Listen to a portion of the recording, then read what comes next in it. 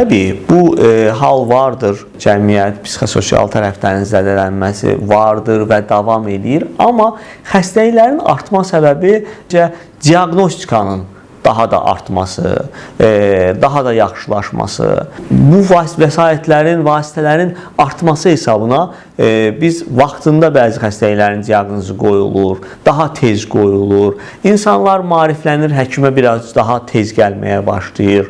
Digər dediyimiz fakt da təbii ki, danılmaz bir fakt. Bütün peşəkarlığa və cəhdlərinizə baxmayaraq, əlinizdən heç nə gəlmədiyi bir an olubmu? O an sizə həyatı necə tanıtdırdı?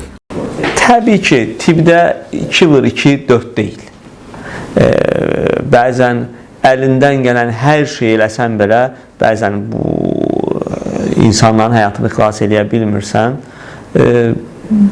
Bu bir deyil ya, bəzən dəfələrlə də ola bilir. Ona görə bunu xüsusi bir hal kimi deyə bilmirik ki, bu halda belə olub və bu bizim yadımızda qalıb. Çünki aldığımız xəstələr çox ağır xəstələr olur. Biz öncədən nə ilə uğraşdığımızı bilirik, bizi nəyin gözlədiyini bilirik və bəzən də hər şeyi protokollara görə, dəftər kitaba görə, hər şeyə görə eləsən belə nəticə istədiyin kimi olmaya bilir.